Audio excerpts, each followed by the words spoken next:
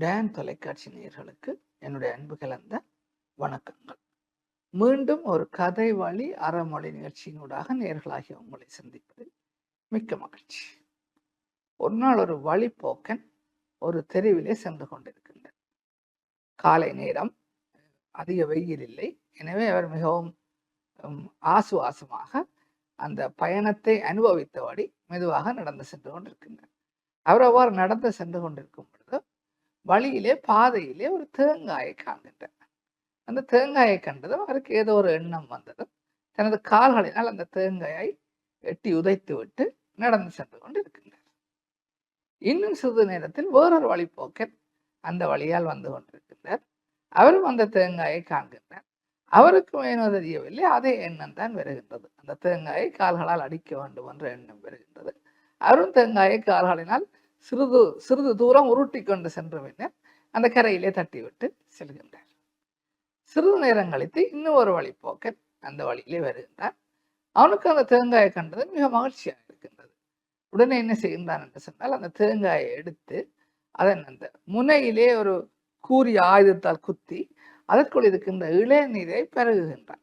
கொஞ்சம் வெயிலும் ஏறிவிட்டது. அந்த இளநீர் மிக சுவையாக இருக்கின்றது. அந்த இளநீரை பருகுகின்றான். அது மாத்திரம் இல்லாமல் அந்த இளநீரை பருகிய பின்னர் அந்த தேங்காயை வீட்டுக்கு கொண்டு சென்று அதை சரியாக இரண்டாக பிளந்து அந்த தேங்காய் பூவை திருவி எடுக்கின்றான்.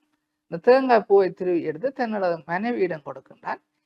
இன்று நீ இந்த தேங்காய் பூவில் இருந்து பாலை பிழிந்தெடுத்து பாயாசம் காய்ச்சி, மாலை வந்தது நான் அந்த பாயாசத்தை அருந்துகிறேன் என்று சொல்லிவிட்டு அந்த தேங்காய் பூவை திருவிய பின்னர் அந்த சிரட்டைகள் ரெண்டையும் தெருவிலே வீசி எறிந்து விட்டு செல்கின்றான். அவன் வேறு ஏதோ அலுவலாக சென்று விட்டான். அவனது மனைவி இப்பொழுது பாயாசம் தயாரித்துக் கொண்டு இருக்கின்றார். அந்த தேங்காய் பூவை பாலாக பிழிந்தெடுத்து பாயாசம் தயாரித்துக் கொண்டு இருக்கின்றார். இப்பொழுது அந்த தெருவிலே இன்னும் ஒரு மனிதன் வருகின்றான். வரும்பொழுது அவன் அந்த வீதியிலே வீசப்பட்டிருந்த அந்த 2 தேங்காய் சிரட்டைகளையும் காண்கின்றான். உடனே அவன் அந்த 2 தேங்காய் சிரட்டைகளையும் எடுத்துக்கொண்டு அவசரமாக தன்னுடைய வீட்டுக்கு சென்று அந்த சிரட்டையை நன்றாக சீவி சுத்தப்படுத்தி 2 அகப்பைகளாக செய்து கொள்கின்றான்.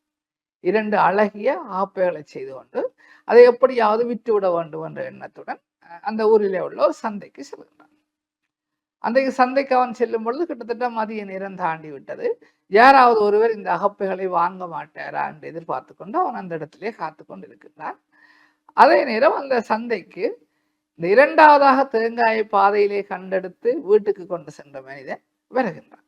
அவன் அந்த சந்தைக்கு வரும்பொழுது இந்த 2 அகப்பைகளுடன் ஒருவர் நிற்பதை கண்டதும் தன்னுடைய மனைவி அகப்பை வாங்க வேண்டும் என்று சொல்லி சொன்ன விடயம் அவனுக்கு ஞாபகம் வருகின்றது. உடனே இந்த அகப்பை என்ன விலை என்று சொல்லி கேட்கின்றான். கேட்டதும் 2 அகப்பைகளும் 60 ரூபாய் என்று அந்த மனிதன் சொன்னதும் இவன் 60 ரூபாய் கொடுத்து அந்த அகப்பைகளை வாங்கி கொண்டு செல்கின்றான். அந்த அகப்பைகளை வாங்கி கொண்டு வீட்டுக்கு சென்றதும் மனைவிக்கு மகிழ்ச்சி. தன்னுடைய கணவன் தான் சொன்னதை ஞாபகம் வைத்து அகப்பைகளை வாங்கி வந்திருக்கிறார் என்ற மகிழ்ச்சி. உடனே அந்த அகப்பைகளை வாங்கி அதில் ஒன்றை நன்றாக நீரினால் கழுவி சுத்தம் செய்த பின்னர் கணவனுக்காகவும் தனக்காகவும் தயாரித்து வைத்திருந்த அந்த பாயாசத்தை இப்பொழுது இந்த புதிய அகப்பையினால் கிளறுகின்ற போது அந்த அகப்பையும் அந்த தேங்காய் பாலும் மீண்டும் சந்தித்துக் கொள்கின்றன.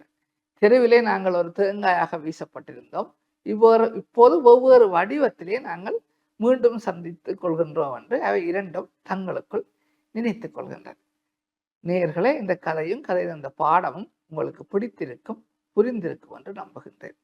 ஒரு மனிதன் தெருவிலே பார்த்துவிட்டு இது பயன்படாது என்று கால்களால் உதைத்து விட்டு சென்ற ஒரு தேங்காயை இன்னும் ஒரு மனிதன் தன்னுடைய தாகம் தீர்ப்பதற்கான இளநீரை அருந்தி அந்த தேங்காய் பூவை பயன்படுத்தி பாயாசம் தயாரிக்கின்றான். தயாரித்த பின்னர் அந்த சிரட்டையை அவன் தூக்கி வீசுகின்றான். அந்த 2 வீசப்பட்ட சிரட்டைகளையும் எடுத்துக்கொண்டு தன்னுடைய முழு முயற்சியினால் அந்த சிரட்டைகளை அகப்பையாக மாற்றிய ஒரு மனிதன் எந்தவித முதலீடும் இல்லாமல் 50 ரூபாய் சம்பாதிக்கின்றான். ஒவ்வொரு விடயத்தையும் நாங்கள் எவ்வாறு அணுகுகின்றோம், எவ்வாறு கையாளுகின்றோம் என்பதை பொறுத்தே அதற்கான பலன் எங்களுக்கு கிடைக்கும் என்கின்ற விடயத்தை தான் இந்த கதையினூடாக நான் புரிந்து கொண்டேன்.